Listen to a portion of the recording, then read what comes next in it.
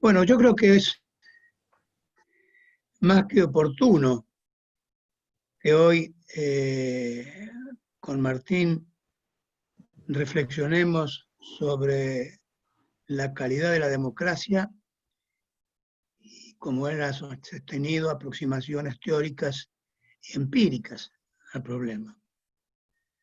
Creo que es cada vez más evidente para todos los argentinos que la democracia no se agota con una elección, sino que es algo mucho más profundo y mucho más digno de ser trabajado todos los días.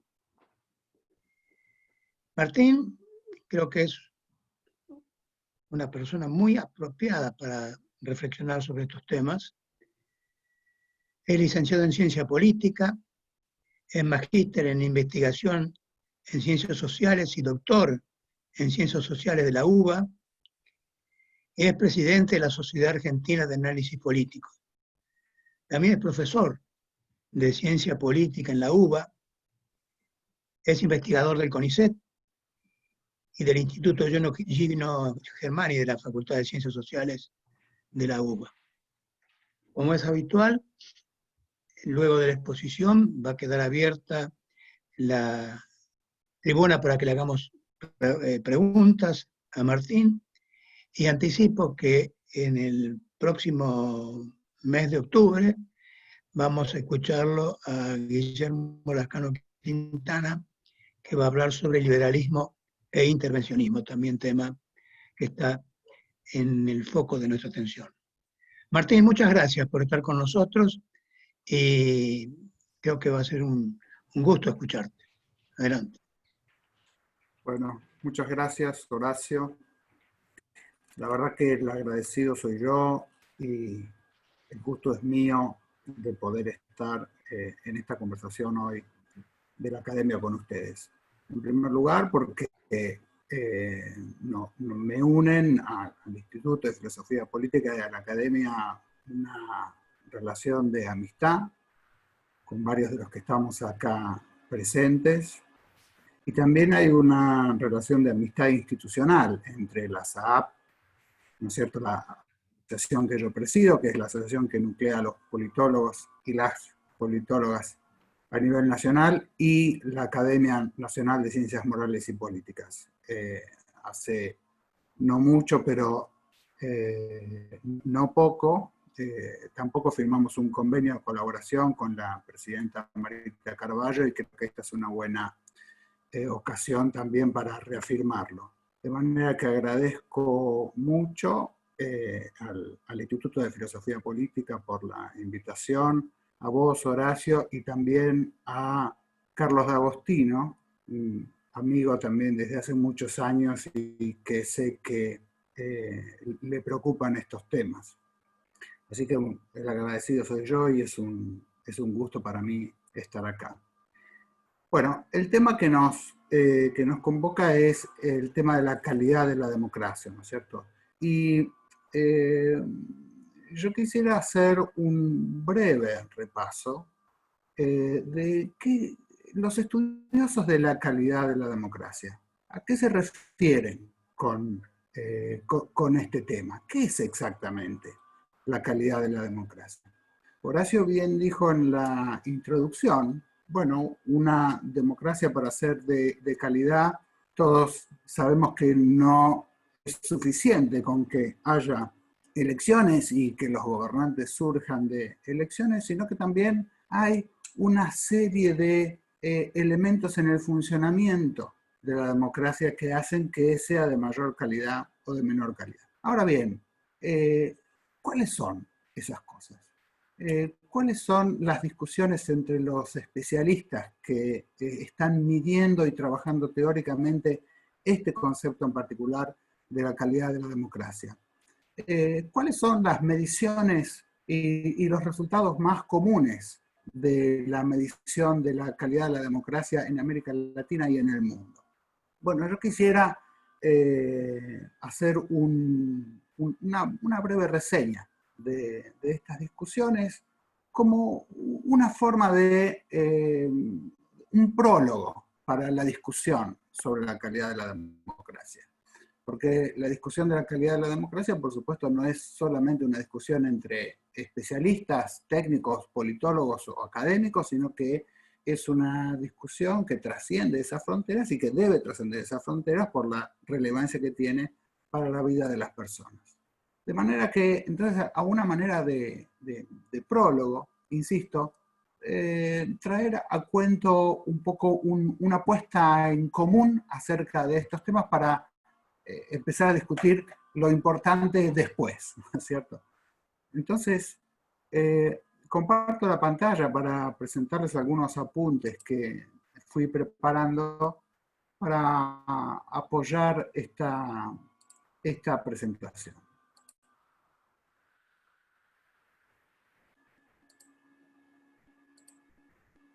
Bien. Bueno, empecemos por el origen del concepto, es decir, ¿de dónde surge una preocupación intelectual, conceptual, teórica acerca de estos problemas?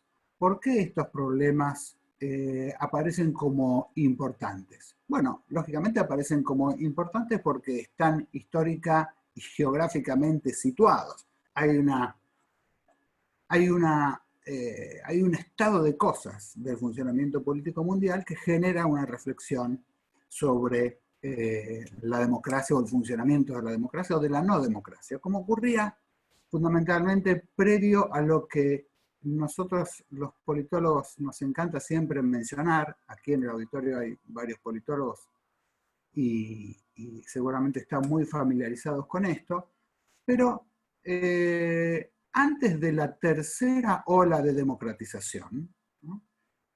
Ahora voy a, en un segundito, mostrar algunos datos respecto de la tercera ola de democratización, pero antes de esta ola no existía la preocupación por la calidad de la democracia, para nada. Digamos, en el contexto de la Guerra Fría, la discusión conceptual, intelectual más importante que giraba en la cabeza de los especialistas y los estudiosos de la democracia o de los regímenes políticos pasaba principalmente por una distinción entre qué cosa es una democracia y qué cosa es una no democracia. Y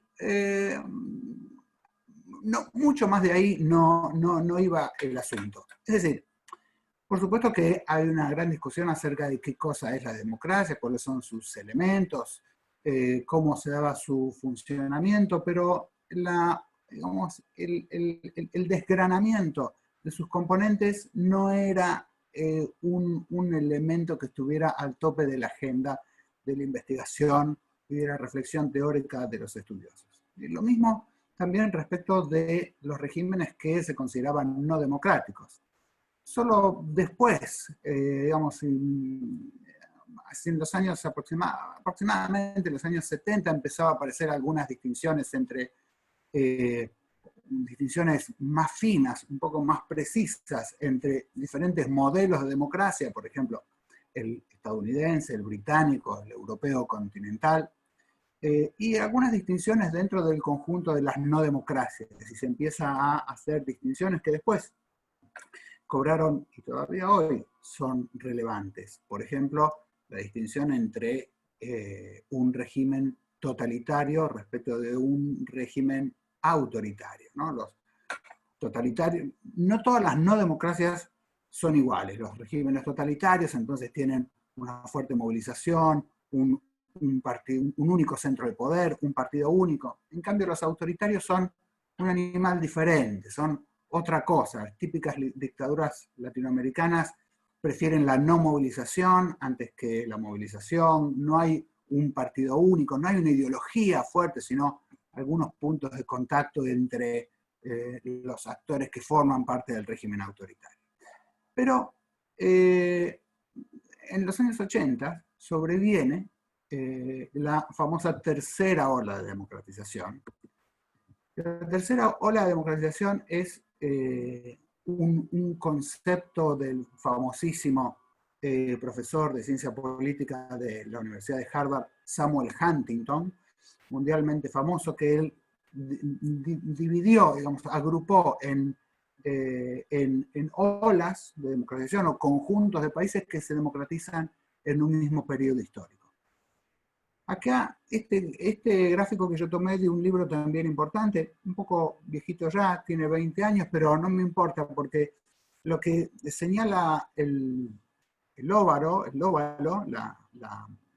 la marca, es el crecimiento de la proporción o del porcentaje de democracias que hay en el mundo y cómo crece en el periodo de la tercera ola.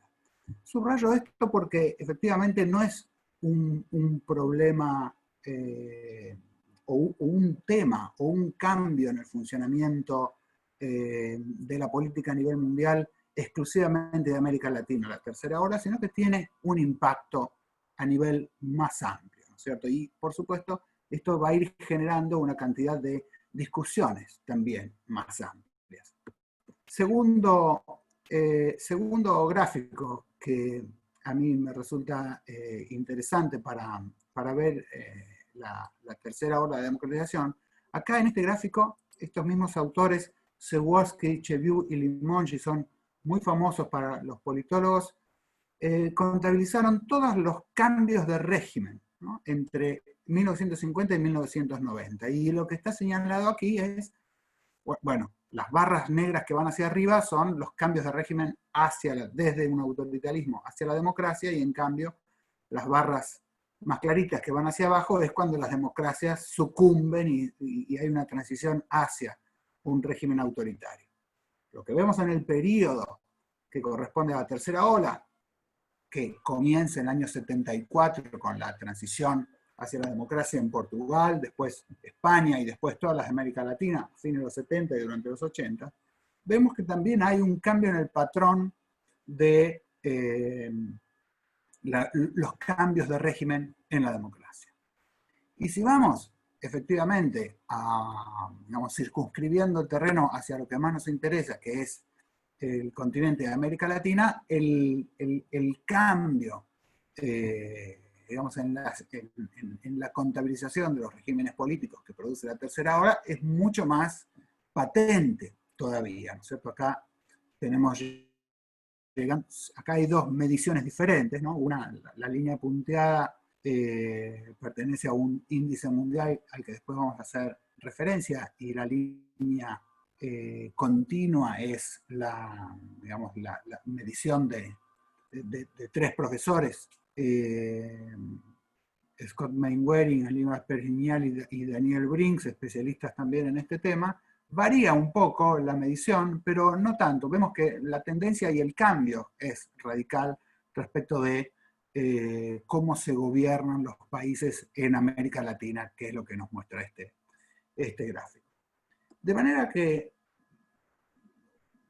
hecho ya este panorama o planiferio general, quisiera repasar entonces tres etapas o tres momentos de cambios en las preocupaciones intelectuales, cambios en las preocupaciones conceptuales alrededor de cuáles son los problemas de la democracia que hay que pensar y por qué, ¿no? Porque este es el primer punto, el primer argumento que yo quiero desarrollar, es por qué llegamos a preocuparnos por la calidad de la democracia, por qué no nos preocupábamos antes por la calidad de la democracia.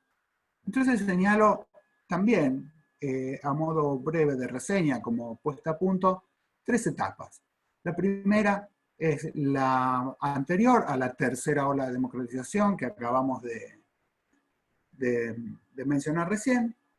La segunda es la etapa que se produce, la etapa de investigación intelectual, de reflexión conceptual que se produce durante e inmediatamente después de todos estos procesos de transición hacia la democracia de la tercera ola. Entonces, por supuesto, tenemos, bueno, una expansión geográfica y en cantidad de millones de personas que viven bajo regímenes democráticos en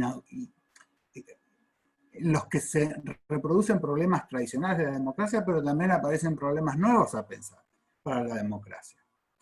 La discusión fundamental en esta segunda etapa pasaba primordialmente, no taxativamente, pero primordialmente, alrededor del funcionamiento institucional de las democracias a partir del diseño constitucional.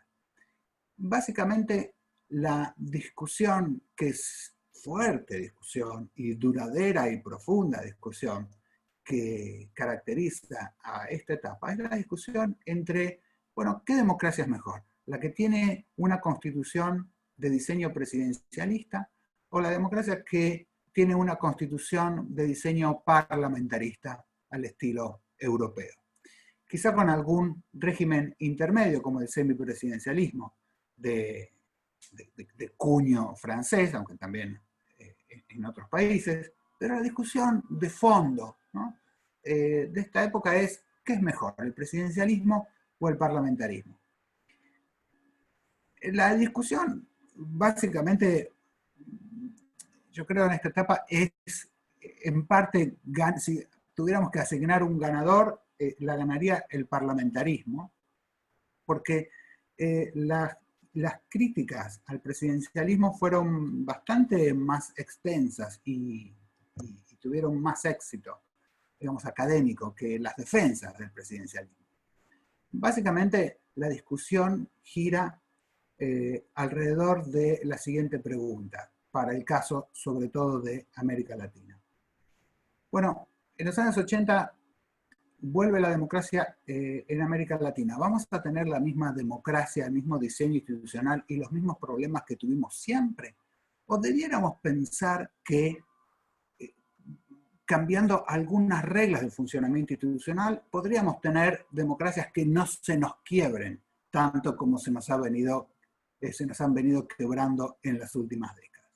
Es decir, la preocupación intelectual central está en la idea de no queremos más golpes, no queremos más autoritarismo. Lo que queremos es una democracia que sea estable, una democracia que dure en el tiempo. ¿Cómo podemos hacer para que las democracias duren más en el tiempo? Entonces el argumento ganador, creo yo, es el que decía que las democracias de modelo constitucional parlamentarista duran más básicamente porque son más flexibles, mientras que, en cambio, el presidencialismo es un sistema muy rígido.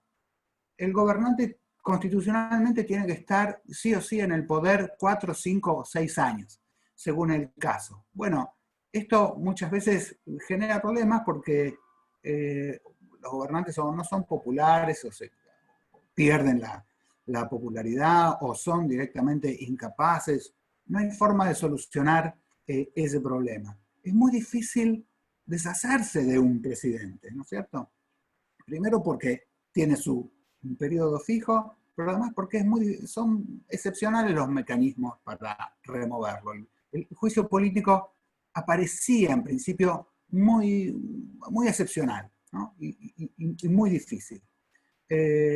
Y además, la cantidad de problemas políticos que surgen entre los congresos y los presidentes muchas veces hacen que no haya una salida institucional y por lo tanto las crisis políticas se conviertan en crisis de régimen. O dicho de otra manera, es un sistema tan rígido en el que muchas veces la única forma de salir de una crisis es rompiendo el régimen, ¿no? Se llega a un punto muerto en el que no hay ninguna palanca, ningún mecanismo en el presidencialismo que pueda sortear la crisis y por lo tanto un mecanismo de sortear la crisis es el golpe de Estado. Por lo tanto, entonces, el diseño constitucional y su funcionamiento sistémico son las, ¿no es cierto? Y aparece un elemento muy importante que es la comprensión de la relevancia de las reglas.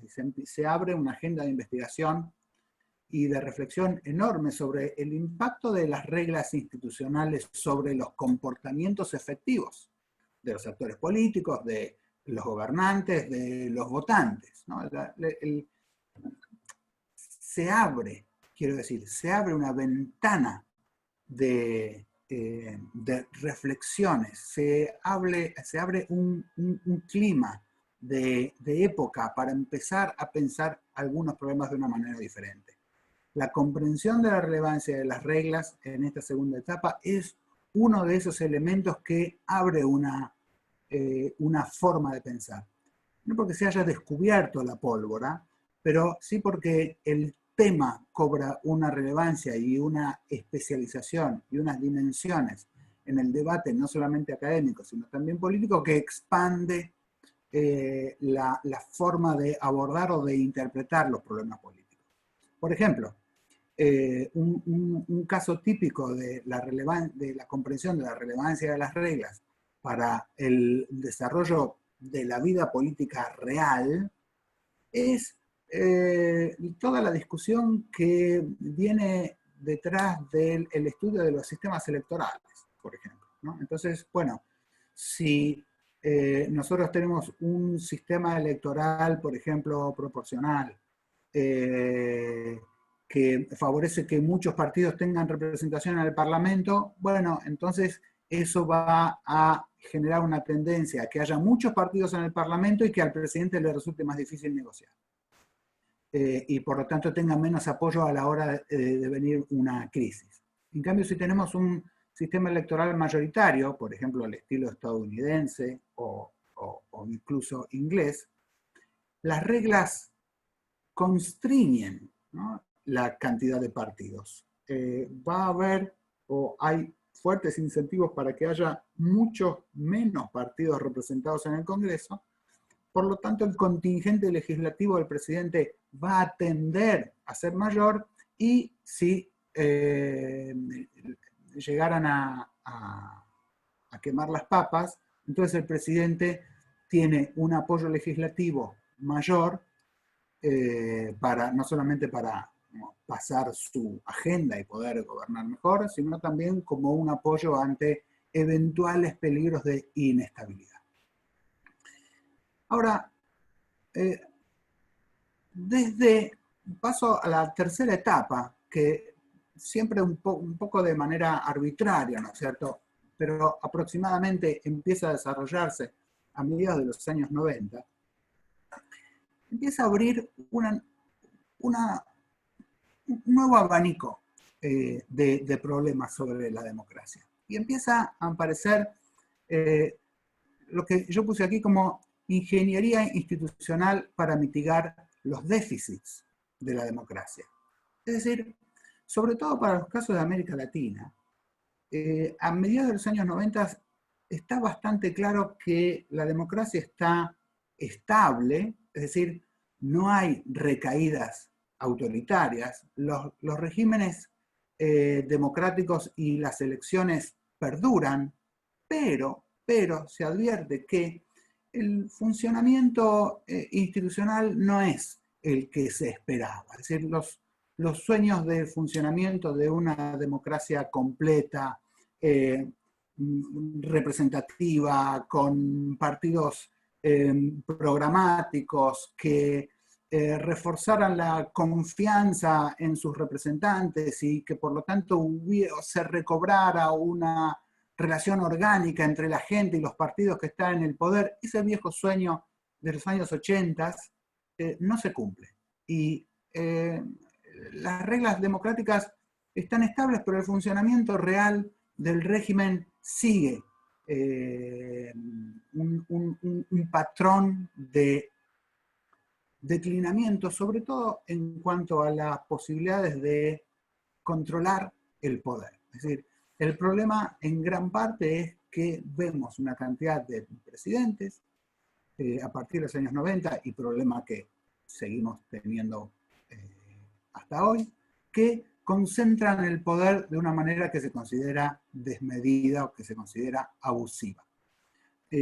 Por lo tanto, empieza a aparecer la idea de, bueno, pero sí, entonces reforzamos tal elemento. Por ejemplo, el control de la constitucionalidad. O si tocamos una tuerca del sistema, por ejemplo, que regula la capacidad de los presidentes digamos, los poderes legislativos del presidente, la capacidad del presidente de gobernar con decretos, por ejemplo. Si vemos no solamente una discusión en términos de el presidencialismo es malo, sino la idea de la ingeniería institucional para tratar de corregir, no en un nivel sistémico, sino en niveles parciales, algunos problemas de la democracia que apuntan sobre todo a la concentración del poder de parte del presidente, bueno, entonces podamos lograr mejoras en el funcionamiento de la democracia. Y acá empieza, digamos, una serie de intenciones y de preguntas claves, ¿no? Mejoras pequeñas en el funcionamiento de la democracia. Se agregan en el estudio algunas variables, ¿no? Algunas variables económicas con la distribución de la riqueza, básicamente, algunas variables sociales, la estructura social de algunos países, se incorpora esto al análisis, pero el problema de fondo, lo que motiva todas estas discusiones, ya no es que la democracia sea estable, que la democracia dure en el tiempo, sino que la democracia funcione mejor, ¿no? Un problema, una preocupación por el desempeño de la democracia y por la gobernabilidad, ¿no es cierto? También se empieza a advertir que las democracias son estables, pero los presidentes no lo son tanto. Entonces, aparece la pregunta por la gobernabilidad. Una cantidad de crisis políticas que terminan de una manera más o menos prolija con mandatos presidenciales dentro del régimen democrático. Entonces, ¿qué cosa es exactamente, o cómo se puede desagregar el concepto, la calidad de la democracia? ¿Qué es al final del día? Bueno, yo ordené acá 5 dimensiones básicas y están ordenadas de acuerdo al mayor consenso entre los especialistas, ¿no? No todos los autores están de acuerdo con las 5 de estas dimensiones. Todos están de acuerdo con las 3 primeras. Y algunos están de acuerdo con las 3 primeras más la quinta, algunos con las 3 primeras más la cuarta, otros con alguna combinación diferente, por eso están ordenadas de esta forma. Pero nos ayuda un poco a poner un poco negro sobre blanco sobre qué cosa es la calidad de la democracia, o por lo menos por dónde pasa el debate de los expertos que están pensando e investigando sobre estos temas desde hace unos cuantos años. Bueno, primero, la dimensión más importante, el respeto de los derechos políticos y las libertades civiles. Acá no hay ninguna duda, ¿no es cierto? Que haya elecciones limpias, es decir, que el acceso al poder político se produzca de una manera esperada, ¿no es cierto? Perdón, me fui. Que las elecciones sean limpias, por supuesto, entonces que sean limpias, es decir, que cualquiera puede participar, que a nadie se obliga a votar a un partido o a otro, que todos los votos valen uno y que gana el que más votos obtuvo y puede implementar, y que, digamos, su mandato no está restringido por otros poderes que no sean la elección. Por ejemplo, los militares no pueden decirle, o la policía no puede decirle a los gobernantes electos sobre qué cosas puede tomar decisiones o no. Y se supone también entonces que los mandatos van a completarse, y se supone también que las elecciones van a seguir siendo periódicas, ¿no es cierto? Todo eso puede englobarse dentro del concepto de elecciones limpias, o elecciones libres y limpias. Y por supuesto los derechos individuales y las libertades que son necesarias, ¿no? para que las elecciones sean limpias. Si está prohibido asociarse con otros para formar o entrar o salir de un partido político, bueno, es una libertad básica que no puede considerarse que hay elecciones limpias, sino hay algunas libertades que no tienen, digamos, que son concomitantes, ¿no? Decía Guillermo O'Donnell, que hacen a que las elecciones sean limpias. Bueno, esta es la dimensión número 1, y sobre esto hay gran acuerdo entre los especialistas. En la segunda dimensión tiene que ver con que sea un régimen, una democracia, en la que se pueda participar, ¿no es cierto? Es decir, que haya mucha participación, hay mayor calidad de la democracia si se puede, efectivamente, si hay una participación amplia, tanto la participación convencional, es decir, la cantidad de gente que va a votar, como la participación no convencional, que pueda haber y sean reconocidas por la ley y de manera legítima diferentes tipos de protestas, de marchas o de huelgas, ¿no es cierto? Que también es una forma de incidir, de participar en el proceso de las decisiones que toman los gobernantes.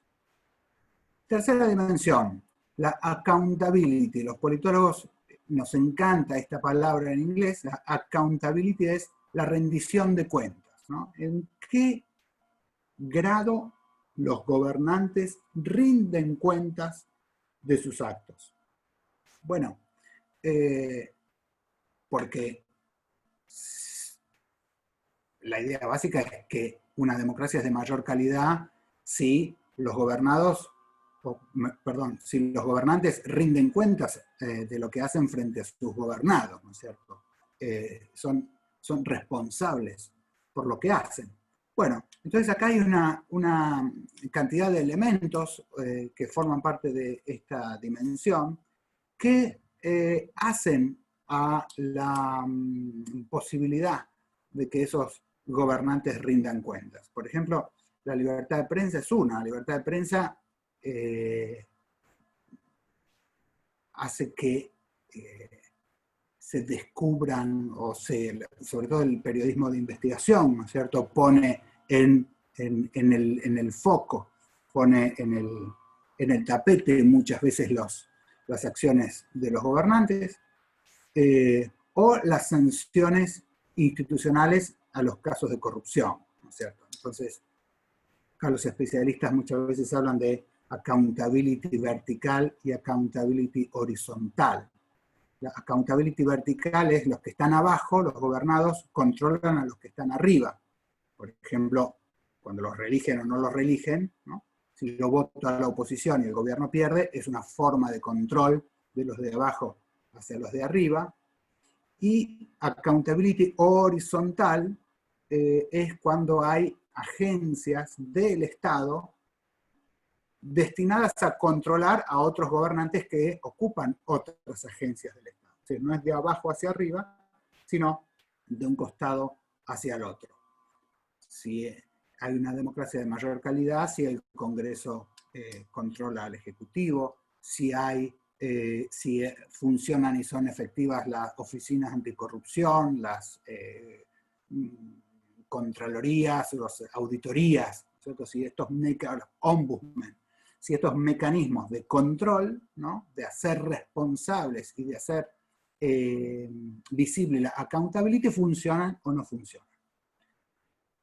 La cuarta dimensión tiene menos consenso acerca de qué tan oportuna es su inclusión para pensar en que una democracia es de calidad o no, es el Estado de Derecho, ¿no? En qué medida hay, digamos, un sistema legal eficaz, ¿no?, que sea capaz de proveer, bueno, seguridad, los derechos de propiedad, el respeto de los contratos, la independencia del Poder Judicial, el control civil sobre las Fuerzas Armadas y sobre la policía, una cantidad de cuestiones que no forman parte del núcleo, del corazón del régimen democrático, pero que son dimensiones para algunos autores importantes y que hacen también a que la democracia sea de mayor calidad si hay separación de poderes o si mi propiedad va a estar protegida por el Estado. Y finalmente, ya más controversial, es lo que en inglés se llama responsiveness, es decir, la capacidad de dar respuesta a las expectativas, podría ser una traducción aceptable. Esto es, bueno, el grado de satisfacción con la democracia. Y muchas veces se apelan varios autores a encuestas a gran escala para ver en qué medida la población está satisfecha con la democracia, entendiendo que una democracia es de mayor calidad si el 80% de la población está conforme con esa forma de gobierno, con ese régimen, que otra democracia en la que solo el 20% de la población está satisfecho con esa forma de organización. Esto es entonces, digamos, el listado, el resumen de un listado agregado de qué cosas son las que los especialistas incluyen dentro de la idea, el concepto de calidad de la democracia. Esto tiene entonces una cantidad de implicancias teóricas y de consecuencias prácticas. Las implicancias teóricas, algunas son importantes porque, bueno, uno de los problemas de la reflexión acerca de la democracia tiene que ver con que la democracia es un ideal, ¿no es cierto? Y como es un ideal, es muy difícil de circunscribir. Y todavía con menos intensidad, pero todavía hay largos debates acerca de esto. Y Stalin se decía a sí mismo democrático, y muchos gobernantes no democráticos se decían a sí mismos que eran democráticos. Entonces, sigue persistiendo todavía una discusión acerca de qué cosa es finalmente la democracia. Y frente a un ideal que es difícil de asir, ¿cómo saber si la realidad está más lejos o más cerca de ese ideal? Bueno, esta discusión acerca de la calidad de la democracia se ocupa, no da una respuesta definitiva, pero se ocupa de esta pregunta también. Otra pregunta importante, ¿se puede medir cuantitativa o cualitativamente, se puede medir empíricamente una idea normativa? ¿No? La democracia al fin y al cabo es una idea normativa, es lo mejor, es lo que debería ser, es una aspiración, pero eso ¿se puede medir o solamente pertenece al ámbito de la filosofía política y entonces solamente se puede especular sobre eso?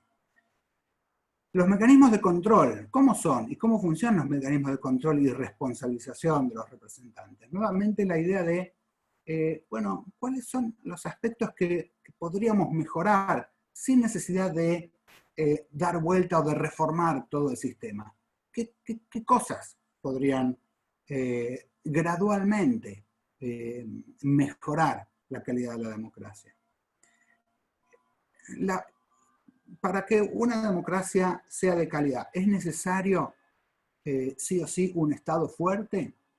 ¿Cuál es la relación entonces entre la idea del Estado y la idea del régimen? ¿Cuánto incide la fortaleza estatal en la calidad de la democracia? Y finalmente, una pregunta o un abordaje fascinante y quizá lo más interesante de este planteo, es que tradicionalmente el pensamiento político, la filosofía política, entendió a la igualdad y a la libertad como, por supuesto, en primer lugar, los dos grandes o más grandes ideales que ha perseguido el hombre a lo largo de toda su historia y los objetivos que han orientado la formulación y reformulación de las formas de gobierno. Pero la filosofía política durante siglos y siglos siempre entendió que la libertad y la igualdad son antitéticas, en el sentido que si uno logra una comunidad, un Estado, una forma de gobierno, mayor igualdad, eso va inevitablemente a restringir sus grados de libertad. Y viceversa, al aumentar los grados de libertad, eso repercute negativamente sobre los grados de igualdad. Esto no sería así a partir de algunos de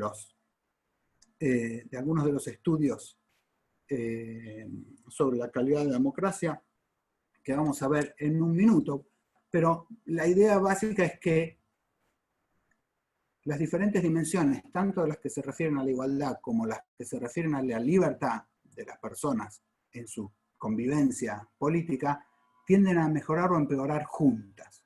Entonces no estaría entonces tan claro que libertad e igualdad sean antitéticas. Repaso, recapitulación. Entonces, la idea de la calidad de la democracia gira alrededor de la medida en la que los ciudadanos pueden A, elegir a sus gobernantes, B, influir en sus decisiones y C, exigirles responsabilidad. Es decir, lo que podríamos decir, la democraticidad de la democracia. La democraticidad de la propia democracia.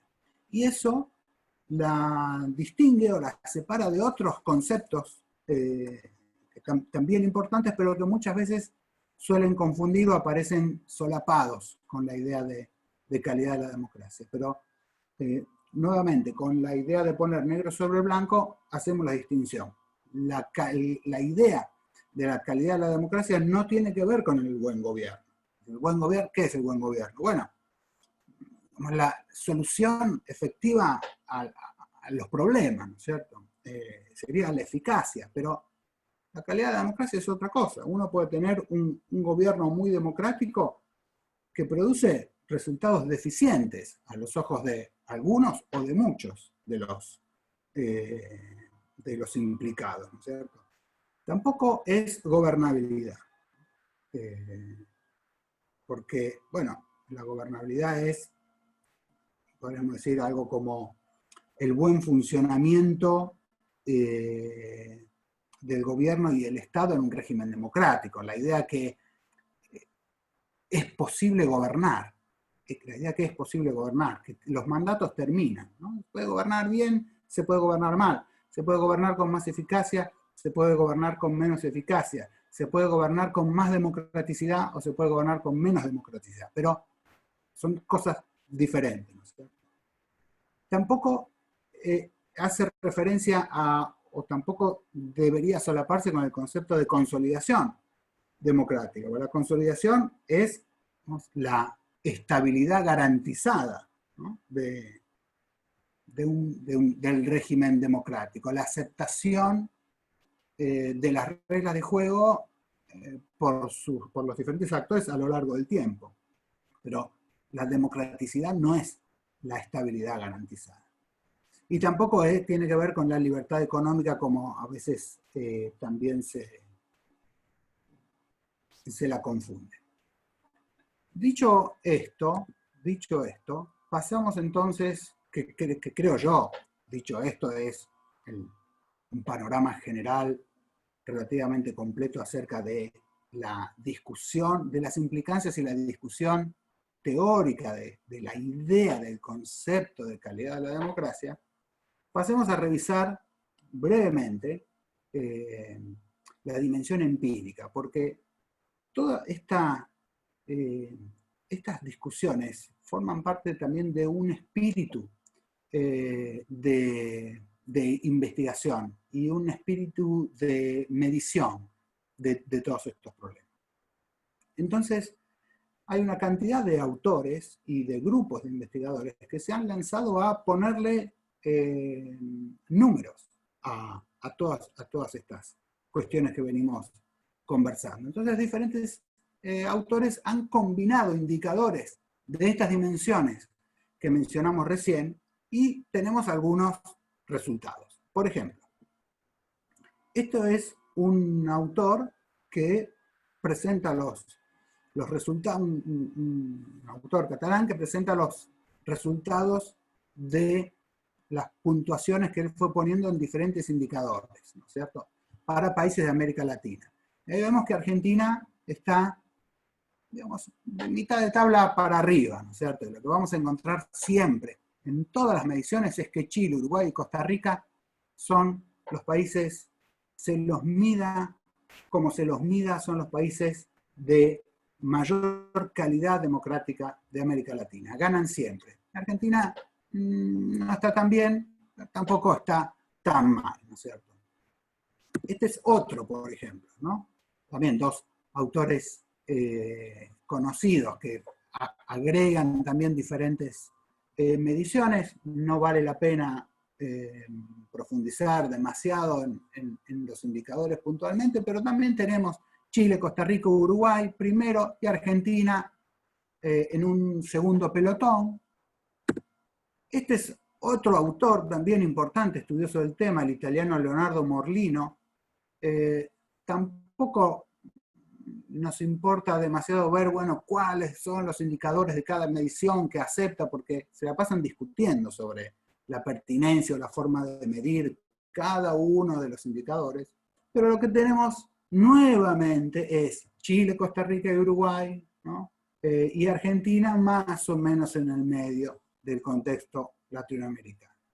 Pero si saliéramos un poco del contexto latinoamericano, hay un proyecto mundial, un proyecto global que involucra cientos de expertos, que se llama V-Dem, que es una abreviación de el título que tiene el proyecto, que se llama Varieties of Democracy, o sea, como variedades de la democracia. Las democracias se pueden medir en una cantidad de cientos de indicadores que ellos desagregaron, asignan puntajes, datos, utilizan datos objetivos, numéricos, ¿no es cierto? De porcentaje de gente que vota, por ejemplo, pero también datos subjetivos. Ellos preguntan a expertos de todos los países del mundo.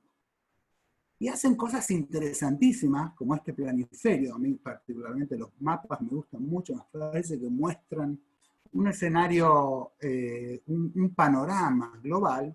Y acá, este gráfico está sacado del Democracy Report 2020 de este año, y muestran cuanto más oscuro es el país, mayor calidad de la democracia, cuanto más clarito es el país, menor calidad de la democracia. O mejor dicho, menor calidad de funcionamiento institucional, ¿no es cierto? Porque ellos miden también países que no son democráticos. Y a simple vista vemos ya que, bueno, Argentina no está entre los mejores, pero tampoco está tan mal, ¿no es cierto?, en el concierto mundial. Por supuesto que a nosotros nos preocupan muchísimas cosas de las graves que ocurren en nuestro país, pero mirando el bosque no estamos tan mal. ¿Y por qué no estamos tan mal? Bueno, ellos muestran algunos gráficos que desagregan la información en cosas como esta, por ejemplo, que son interesantes, ¿no? Esto está dividido en dos. En el eje vertical son los países que mejoran y en el índice horizontal los países que empeoran. Entonces, de la línea punteada hacia la derecha están los temas en los que hay más países peor que mejor. Y a la izquierda, los temas en los que hay más países mejor que peor, entre 2009 y 2010. Es un rango de comparación de 10 años. Y es impresionante ver que a nivel global hay muchos países mucho peor en la libertad de expresión, en la limpieza de las elecciones, en la discusión pública de los temas que se discuten mal, en el Estado de Derecho está peor, en la distribución del ingreso está peor, en la libertad de asociación, es decir, hay muchos más que están peor.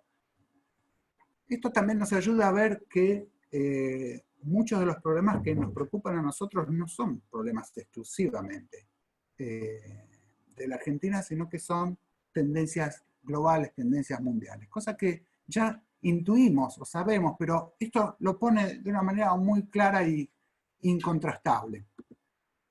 O este, por ejemplo, que muestra la cantidad de cuáles son los temas y la cantidad de países que están empeorando en estos temas. Y fíjense que es impresionante cómo la cantidad de países que en 10 años empeoraron en la censura a los medios, en la represión a las ONGs, en el acoso a periodistas, en la autocensura de los medios, en la libertad de expresión en la cultura o en la academia, en tener medios de comunicación tendenciosos, en la libertad de discurso, tanto en mujeres como en hombres, bueno, una cantidad de temas que están todos aquí, ¿no?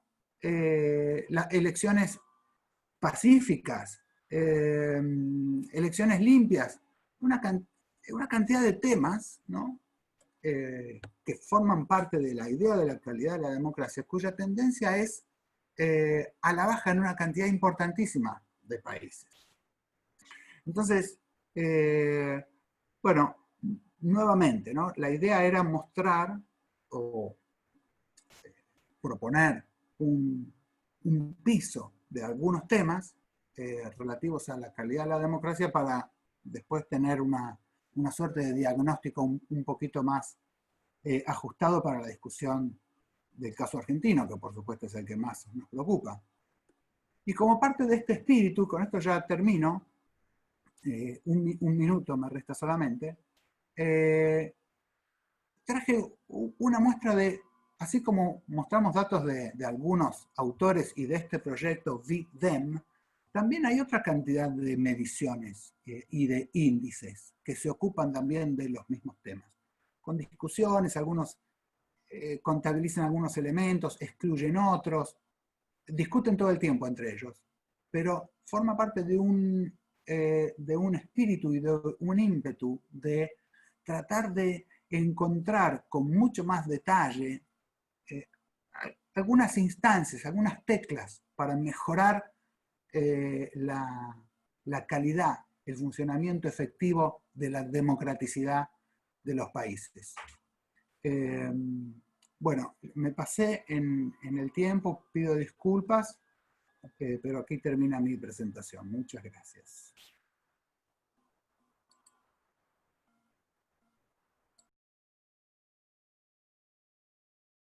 Doctor Jaunarena tiene el micrófono cerrado, disculpe. Tiene que abrirlo. Doctor, tiene el micrófono cerrado.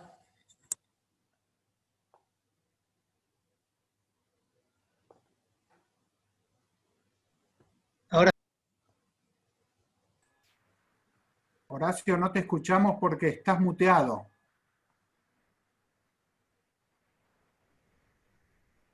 A ver ahora. Ahora sí, perfecto. Bueno, Martín, te agradecemos mucho tu exposición, ha sido realmente muy, muy interesante. Les recuerdo a todos que esta exposición está en la web, así que tenemos oportunidad de acceder a ella todas las veces que nos parezca oportuno. Y ahora sí, abrimos la instancia para dialogar. Las preguntas se dirigen a Anastasia, que con autoritarismo designa quiénes son los que pueden preguntar. Adelante. No sé si alguien quiere pedir la palabra levantando la mano. Por el chat todavía no me la pidió nadie. Cristian Altavilla, adelante. Gracias, Anastasia. Bueno, buenas tardes a todos. Yo simplemente quería preguntarle a Martín, es una pregunta tal vez muy, muy amplia y que puede generar todo un debate, pero simplemente para saber su opinión, ¿cuáles son los principales desafíos que afronta la democracia argentina hoy por hoy?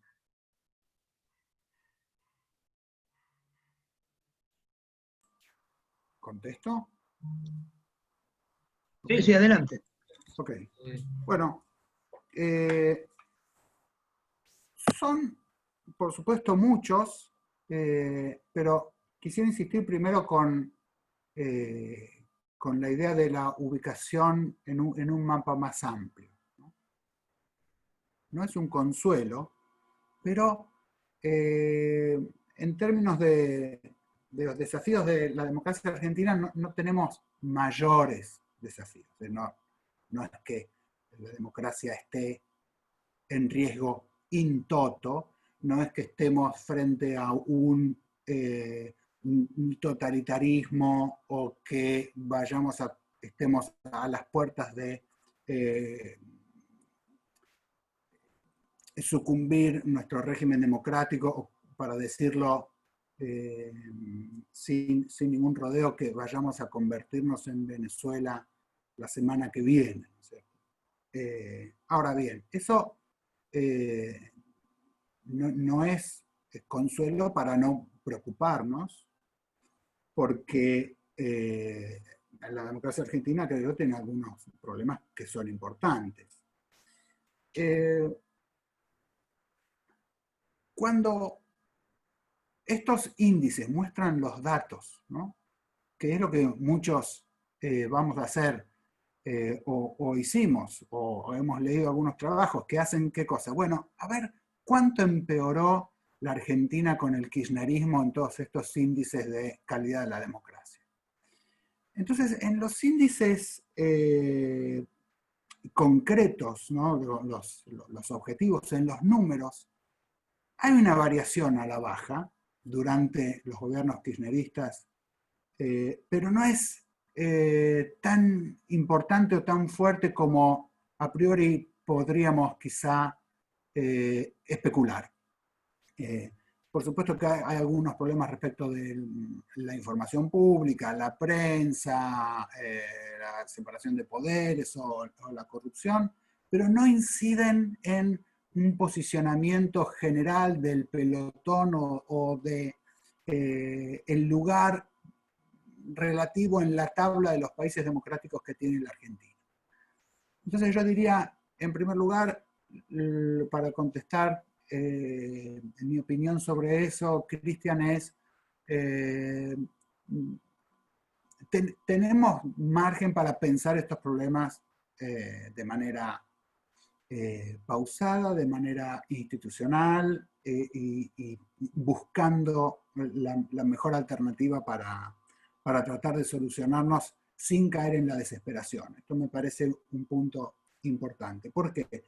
Porque uno de los principales problemas, que es muy difícil de, en general no está medido, y hay una controversia entre los estudios o los índices que miden esto, que es, por supuesto, desde mi punto de vista, es el problema de la polarización política. El problema de la polarización política es mucho más potencialmente peligroso que los cambios reales en los indicadores que todos estos especialistas están midiendo hoy. Porque si bien, por supuesto, es muy preocupante que no haya, digamos, políticas de Estado. No mueve mucho, digamos, el amperímetro de la democraticidad de los países. Que no haya cooperación entre las élites, ¿no? Sino que haya, digamos, entre los actores políticos relaciones de antagonismo, de conflicto, de hegemonía o como lo querramos llamar, pero si hay algo que no hay es, en términos generales, cooperación entre las élites, como la que podríamos ver en Chile, Costa Rica, Uruguay. Esto no aparece claramente en los índices, o incluso si aparece en algunos índices no hace caer peldaños a la Argentina en cuanto a su democraticidad. Ahora, es un problema que es potencialmente explosivo. Y hay mucho acuerdo, creo yo, entre muchos sectores de la política argentina. No es que hay mucho acuerdo, digamos, hay acuerdo en un diagnóstico. Hay acuerdo en un diagnóstico. Y el acuerdo de diagnóstico es, sin cooperación entre las élites, es muy difícil solucionar problemas reales y específicos, ¿no es cierto? Entonces, problemas que tienen que ver con, por supuesto, cómo atraer las inversiones o cómo garantizar, digamos, grados de desarrollo económico, de desarrollo institucional, esto cómo después repercute en las variables económicas de desempleo, de inversión, etcétera, etcétera. Todo eso, todo el mundo sabe que sin cooperación entre élites esto no puede solucionarse. Ahora bien, hay un problema recurrente de la teoría política democrática, que es las divergencias o la confrontación entre el largo plazo y el corto plazo. Entonces, muchas veces la conveniencia del corto plazo de los actores políticos empujan a una dirección, ¿no?, que conspira contra la cooperación interelite, que es beneficiar en el largo plazo. Entonces, para ir un poco al hueso, creo yo, de tu pregunta, Cristian, diría que uno de los problemas de la democracia argentina es la aceleración de la grieta que se va devorando a todos sus hijos, ¿no? Y a los que no quieren entrar en la grieta van siendo devorados de a poquito también. Y como esta es una dinámica que es una espiral hacia abajo, yo creo que el principal problema, más allá de las cosas que estamos viendo, ¿no?, el principal problema es el potencial daño de esta lógica cortoplacista y de exclusión entre las élites, que sí puede tener, digamos, impactos fuertes sobre la democraticidad de la Argentina, como los problemas que hemos tenido hasta ahora no la han dañado demasiado.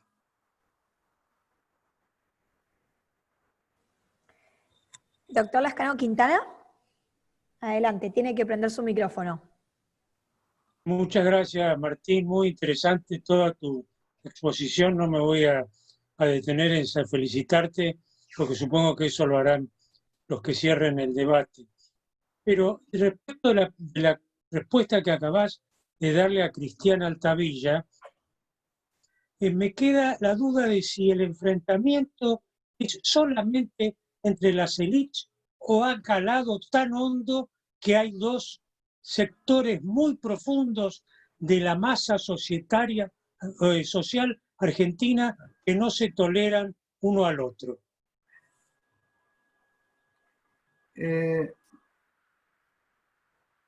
Yo diría que por supuesto las dos cosas,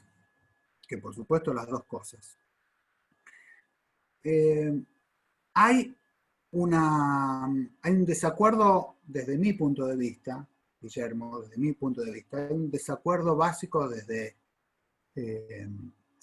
hace 100 años en la Argentina, que lo resumiría para salir del paso un poco rápido, lo diría como la discusión entre liberales y nacionalistas, ¿no? Y esa discusión entre liberales y nacionalistas ha tomado diferentes formas, diferentes caras, ¿no?, y diferentes etiquetas. Hay de base una falta de acuerdo en lo fundamental en la sociedad argentina, ¿no? Algunos, los liberales, digamos, que piensan en la idea de la competencia como un motor, y los nacionalistas que, para resumirlo, piensan más en la idea de la protección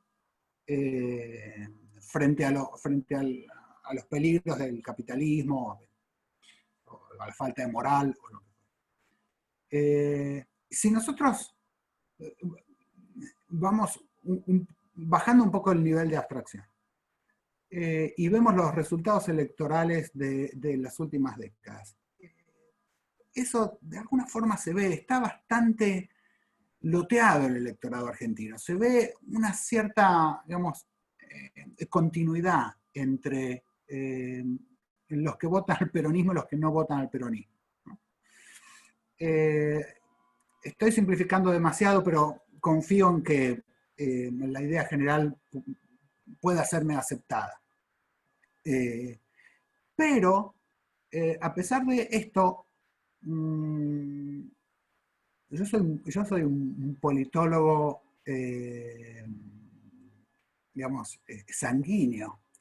Y por lo tanto creo que, independientemente de las diferencias sociales, ¿no?, o económicas que pueda haber, la acción de las élites marca una diferencia y es fundamental. De hecho, creo que cuando hubo élites que fueron una vanguardia en tratar de combinar estos dos elementos, hubo respuesta electoral. Por ejemplo, las ideas de liberales y nacionalistas también supone que los liberales están más de acuerdo con la idea de los límites abstractos al poder que se plasman en una constitución, y los nacionalistas no son tan afectos a la forma, sino que la sustancia, ¿no? Los resultados sustantivos, concretos, de las formas políticas y sociales son lo que verdaderamente importa, ¿no? Y acá aparece un poco la idea de la grieta, ¿no? Porque digamos, el peronismo barra kirchnerismo no es tan preciosista respecto de la formalidad institucional, y los opositores concentran su discurso en esa institucionalidad y pierden un poco de espacio y pierden un poco de ubicación en la capacidad de dar respuestas respecto de los problemas sustantivos, ¿no? Pero, sin embargo, por ejemplo, yo creo que Alfonsín fue una propuesta de amalgama de esas dos Argentinas, ¿no? De encontrar una suerte de puntos de encuentro sustantivos, pero dentro de los límites de la Constitución liberal, ¿no? Habermas, el filósofo Habermas, tiene un concepto muy lindo que llama el patriotismo constitucional, ¿no? Entonces, en la Argentina nosotros, ¿no?, pareciera ser que el patriotismo es otra cosa que no tiene nada que ver con la Constitución, que es una cosa liberal de leguleyos. Pero Habermas dice, Alemania pudo salir adelante porque tiene un patriotismo constitucional, es decir, hay una mezcla de fervor y de lealtad, tanto a la identidad, a los resultados, a los sustantivos, como a las reglas. Y bueno, después Horacio podría darnos muchas lecciones acerca de este proyecto y por qué no se pudo finalmente desarrollar con éxito, pero a mí me parece que la posibilidad de que haya o que aparezcan élites que puedan abordar esta idea diagonal de sortear esta trampa en la que está sumergida la Argentina hoy, es todavía posible. Leo los diarios todos los días y tampoco es que soy muy optimista, igual que vos, Guillermo. Me parece que la pregunta surgía porque diciendo, bueno, lo que vemos en los diarios, en la radio, en la tele, no, pero el liderazgo político, digamos, y la capacidad de alguna dirigencia de ponerse por delante de estos problemas, yo, aunque pesimista, no la descartaría. Doctor D'Agostino, quería hacer una pregunta a usted. Tiene que abrir el micrófono, ¿eh? Abajo a la izquierda. Ahí está. Martín, te quiero felicitar por tu excelente exposición.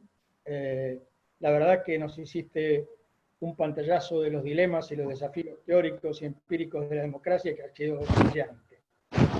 Y me pareció excelente tu análisis sobre la región, es decir, lo que algunos autores llaman democracias perfectas e imperfectas, ¿no? Como son los dos casos típicos que vos analizaste, o tres, de Uruguay, Costa Rica y Chile.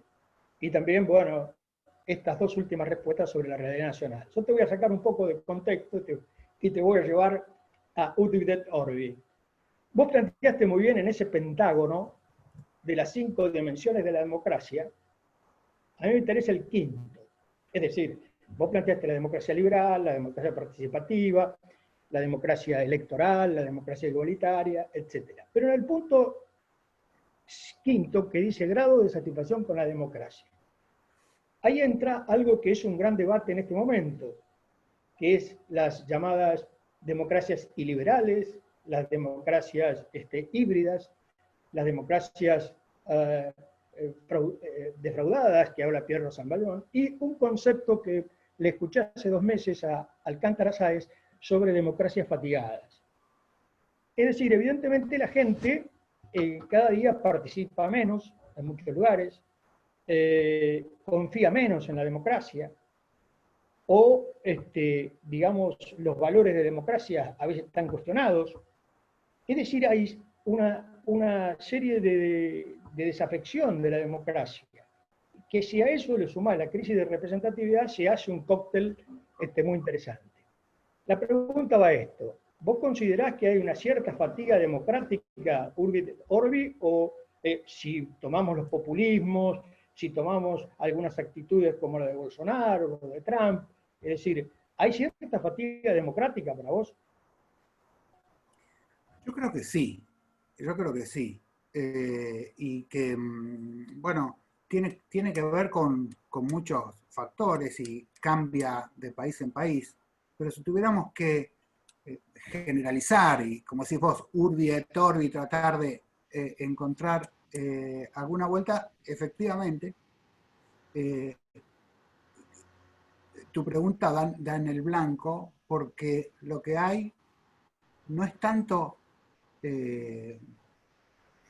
vamos, o dicho de otra manera, lo que más preocupa es esta falta de legitimidad de la democracia, es decir, la cantidad de gente que siente que la democracia sirve, digamos, como forma de organización social o para resolver sus problemas. Nosotros, seguramente los que estamos aquí, tenemos una irreductible preferencia normativa por la democracia. Es decir, sabemos que es preferible a la no democracia y valoramos una serie de valores que consideramos irreductibles o innegociables, y preferiríamos la peor democracia antes que la mejor dictadura. Pero nosotros digo, los que estamos acá no somos representativos, me parece, de porcentajes altos de la población a lo largo de muchos países del mundo, ni tampoco tenemos por qué serlo. Toda forma política, incluida la democracia, con todo el ADN superior que según nosotros tiene que efectivamente además solucionar problemas reales. Porque, bueno, en la cancha se ven los pingos también, ¿no? Y la democracia tiene que mostrar que es capaz de solucionar una cantidad de problemas que no está mostrando que es capaz de solucionar, ¿no? Entonces, bueno, Carlos Weisman seguramente me podrá corregir, pero ¿por qué gana una persona como Trump la presidencia, ¿no?, de la democracia más importante, más vieja y más admirada del mundo? Bueno, porque desde hace 50 años que Estados Unidos viene dejando de ser un país igualitario, ya no es más el país de la clase media, es un país que concentra riqueza, es un país que no integra minorías como, no sé, hay un montón seguramente de problemas que la democracia no puede resolver, sobre todo en términos económicos.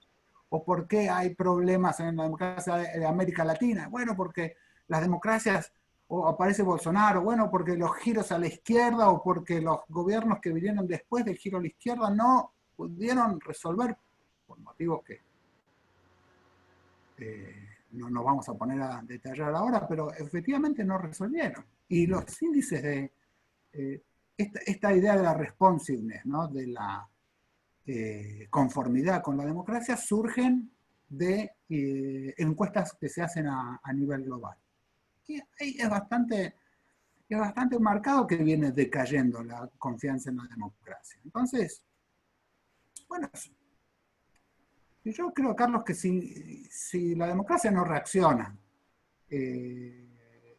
la va a pasar mucho peor. La democracia no reacciona, me refiero lo que decíamos recién, si no es capaz de renovar su menú de ideas, si no es capaz de revisar sus diagnósticos, si no es capaz de renovar su dirigencia, si no es capaz de afinar el lápiz para ver los problemas. Bueno, los problemas o los muy ricos, ¿no? O los muy ricos, o los muy iliberales, o los muy autoritarios, o aquellos muy a favor de la protección de los sistemas sociales y menos de la autonomía de los individuos, y bueno, se la van a llevar puesta. Y eso va a ser un problema. Nada dice que está garantizado que la tercera ola o la cuarta ola, como dicen algunos que hubo, vaya a seguir en aumento. También hay regresiones y hay una agenda de investigación a nivel mundial entre politólogos y otros especialistas también.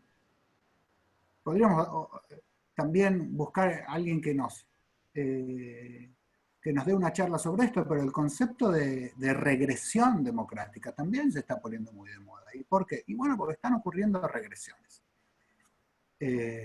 No necesariamente en forma de golpes, a la vieja usanza, pero sí en términos de digamos, disminución de la democraticidad de muchos regímenes. Así que sí, Carlos, yo estoy de acuerdo en que es un problema relevante y preocupante. Pero no... En el corto plazo, me parece que obviamente ni en Estados Unidos, ni a nivel global, ni mucho menos en la Argentina, hay muchas preocupaciones que vayan en esta dirección, ni mucha atención que se preste a los intelectuales que quieran llamar la atención sobre estos temas, o dirigentes que estén teniendo una mirada un poco más amplia que el tuit de pasado mañana. Y eso es bastante preocupante para mí. Gracias. Doctor Martino.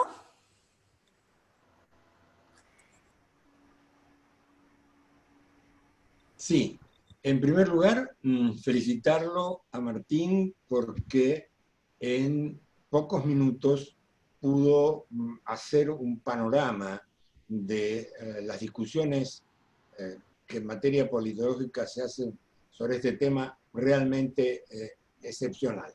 A mí me vino muy bien y saqué fotos para después pensar. Quería hacerte una pregunta. Vos en un momento determinado dijiste que hubo, sigue habiendo de alguna manera, una discusión entre sistemas parlamentarios y sistemas presidenciales. El sistema francés lo voy a descartar porque, como dijo De Gaulle, c'est un presidencialisme parlementaire. O sea, no nos vamos a ocupar del tema. Hay en la reforma del 94 en la Argentina, se establece una norma que podría si fuese actuada, establecer algún tipo de atenuación del presidencialismo. Y es la creación del jefe de gabinete con la función de ir cada mes a cada una de las cámaras y puede ser rechazado por un voto calificado. Con lo cual, digamos, sería interesante una especie de parlamentarismo. En la Argentina no ha funcionado nunca, está en la Constitución del 94, pero no funciona. ¿Qué opinas?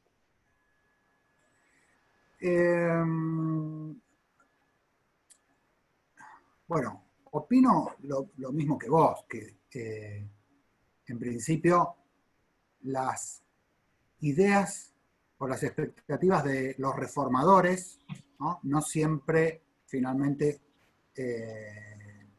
los actores se comportan de esa manera. Entonces, eso responde a la, ¿no es cierto? Todos recordamos a la idea de Alfonsín de proteger un poco a la figura presidencial y tratar de poner un fusible que funcionara como un colchón, como un sobreaviso. Ahora, la única vez, ¿no es cierto? La única vez que eso podría haber funcionado, funcionó al revés, porque fue, digamos, la única vez me refiero a que hubo una crisis política de envergadura que podría haber sido mitigada. Bueno, en aquel momento el Parlamento, la mayoría del Parlamento, no pensó ni siquiera un minuto en avisarle al presidente de la Rúa que estaba en problemas destituyéndole al jefe de gabinete, sino que desde el minuto uno apuntó, digamos, siguiendo la tradición histórica de la Argentina, apuntó a la estabilidad del presidente. Y el jefe de gabinete, que tenía que ser el fusible, era el que trataba de negociar. Entonces, bueno, eso quizá, pero quizá en otras circunstancias, cambiando digamos, las prioridades nuevamente de las élites,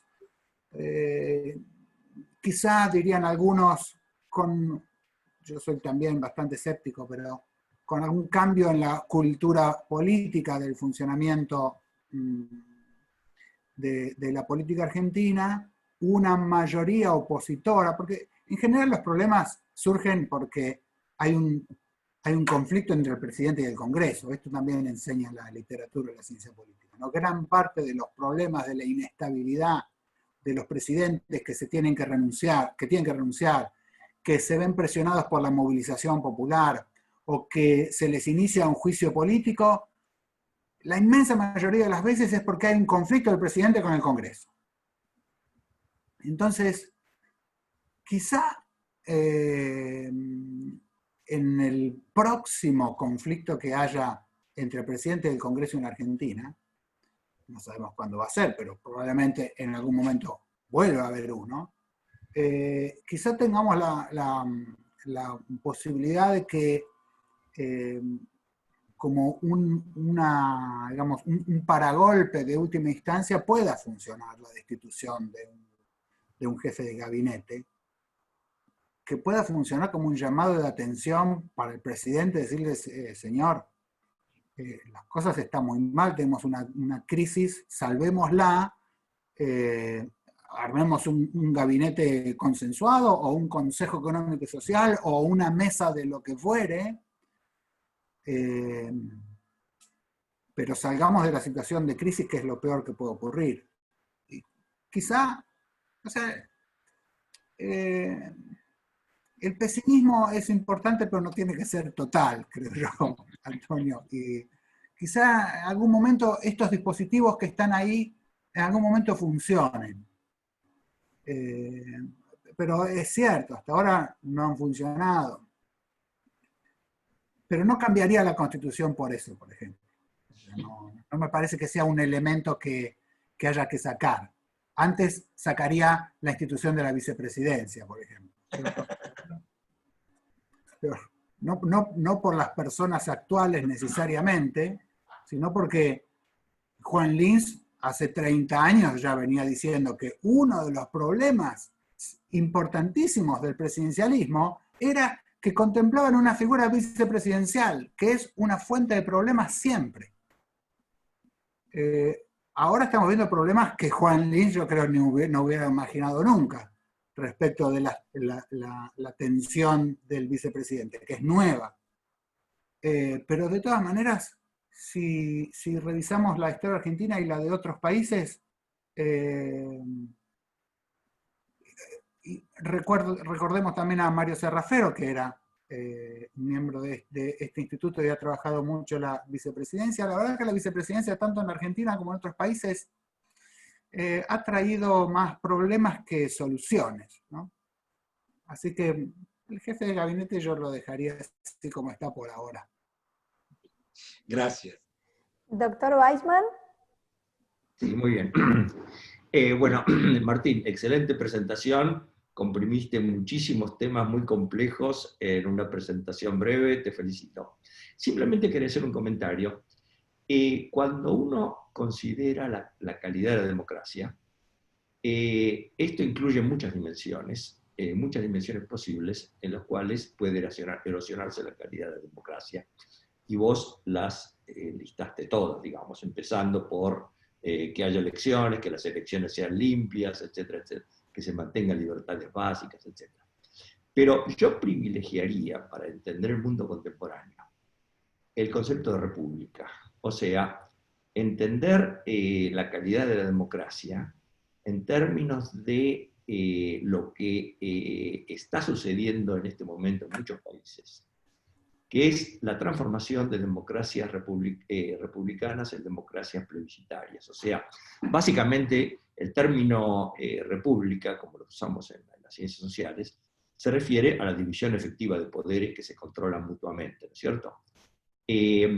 Lo que está sucediendo en el mundo contemporáneo, y eso lo vemos en Argentina, en Estados Unidos, en Brasil, en varios países de Europa, es el intento de los que de los que ocupan el poder ejecutivo en transformar democracias republicanas en democracias en las cuales el que gobierna es el que ocupa el poder ejecutivo, sea presidente, sea primer ministro, y espera que el resto de los poderes del gobierno y del Estado simplemente legitimen lo que ha decidido el ocupante del poder ejecutivo.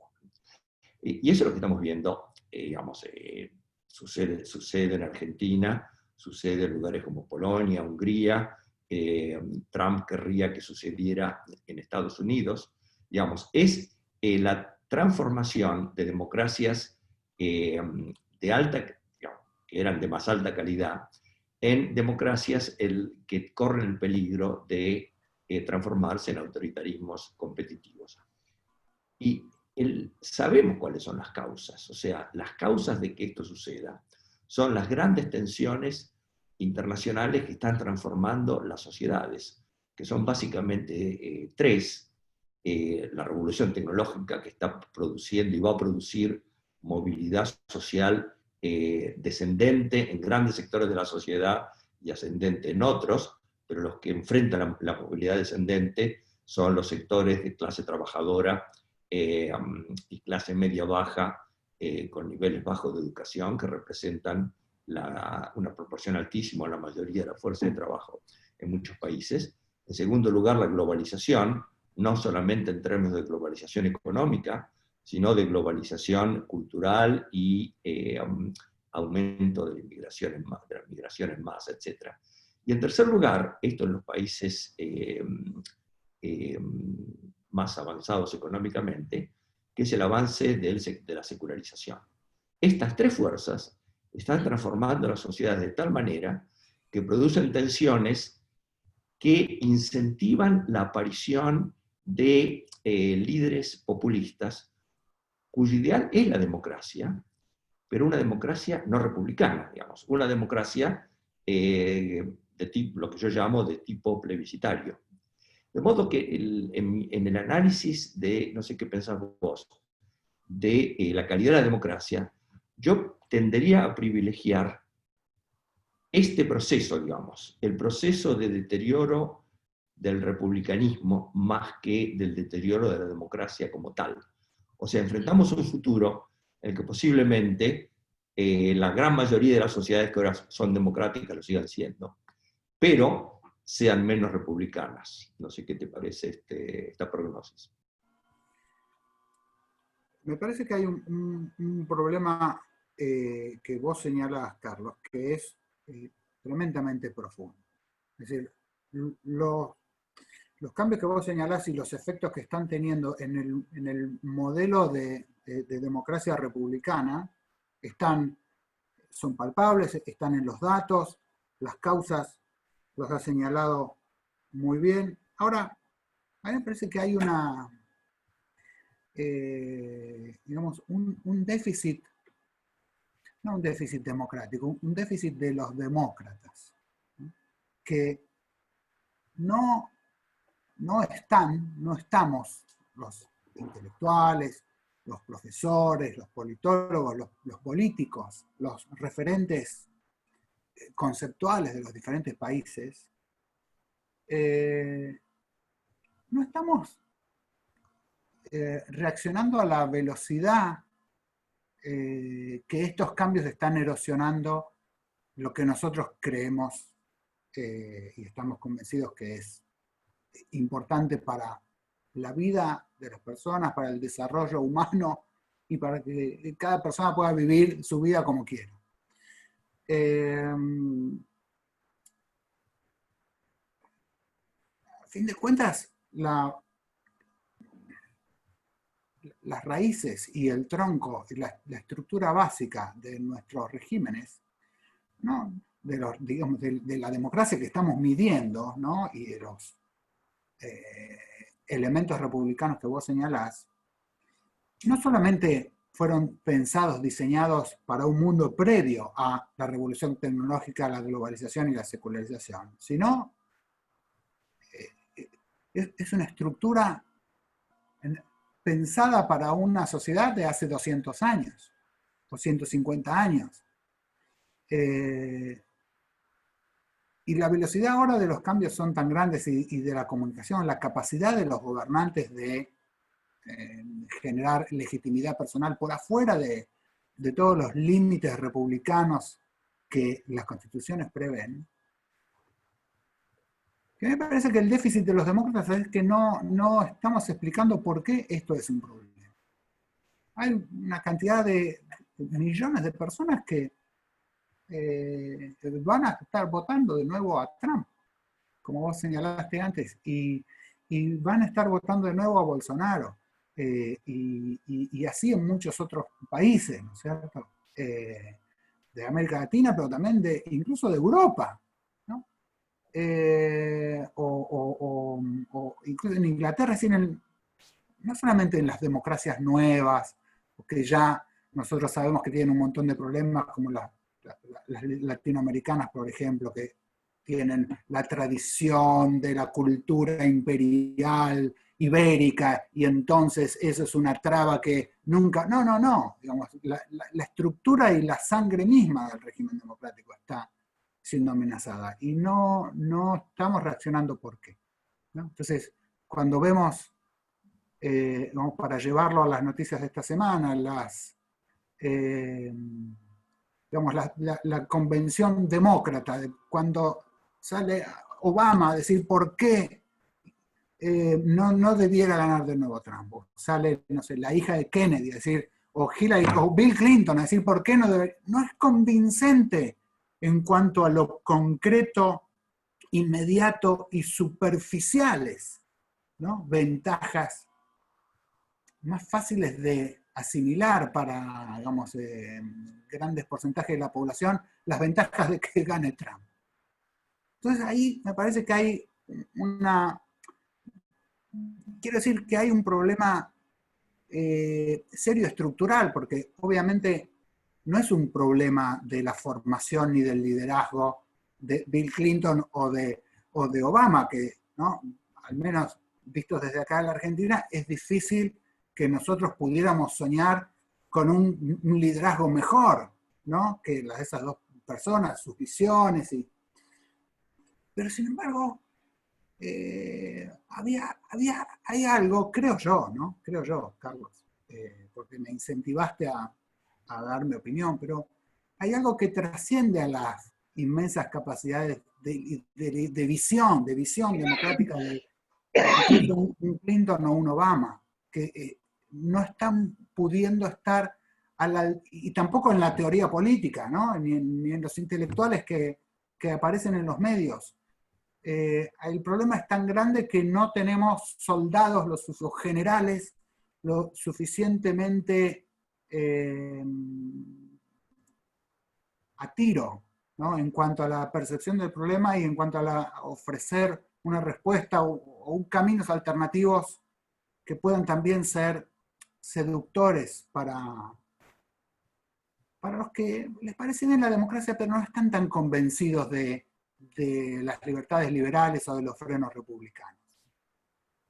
Entonces ahí, bueno, por supuesto en la Argentina estamos mucho peor, pero la pregunta que muchas veces aparece en la filosofía política, en la teoría política es, bueno, hay que repensar todo esto, hay que, digamos, repensar cómo se adecúan los ideales democráticos y los criterios que hacen que un régimen sea democrático a el mundo inmediato, globalizado y concentrado mediáticamente del mundo de hoy, y entonces hay que pensar en nuevos límites o nuevas formas constitucionales para tratar de controlar a los gobernantes. Por supuesto que me excede totalmente y no tengo una posición al respecto, porque hay que ser un gran filósofo para meterse en esos temas, pero la sensación que yo tengo es esa, que los peligros son, no tienen nombre y apellido. Es decir, nadie puede imaginar que Donald Trump, viéndolo y las cosas que dice, pueda ser un rival suficiente para el régimen democrático. Es un enano pero sin embargo, ese enano está en un contexto y en un torbellino que está lastimando al gigante. Y entonces me parece que ahí hay un problema que es, no sé bien cuál es, pero me parece que es estructural y de fondo y nuevamente hiper preocupante. ¿Alguien más quiere pedir la palabra? Si no, doctor Jaunarena, lo dejo a usted. Bueno, muy bien. Martín, muchas gracias por toda tu exposición, me pareció brillante. Y me parecieron muy importantes también las preguntas y todo lo que a ellos dieron lugar después con las respuestas. Creo que me voy con algunas ganas de que esto siguiera por mucho tiempo y hacer esto una especie de asado, quizá porque estamos todos presos, pero un buen asado entre todos nosotros podría aportar más claridad a todo esto. Y me quedo con dos temas. Una preocupación realmente, me parece que la evolución de los tiempos y la evolución de la democracia no permite que nos durmamos y que sigamos conscientes de que ella es un edificio que se construye todos los días con actitudes y con propuestas. Y lo otro es también, no se me escapa que en estos tiempos la tendencia y la tentación por los autoritarismos está en plena vigencia. Así que te agradezco mucho, les agradezco mucho a todos. Creo que, Martín, nos dejaste preocupados, pero además nos calmaste, porque estamos en un momento muy complejo en la Argentina, en donde están muy activados los mecanismos de enfrentamiento. Así que muchas gracias y hasta la próxima. Muchas gracias a ustedes, muchos saludos. Gracias. Hasta luego.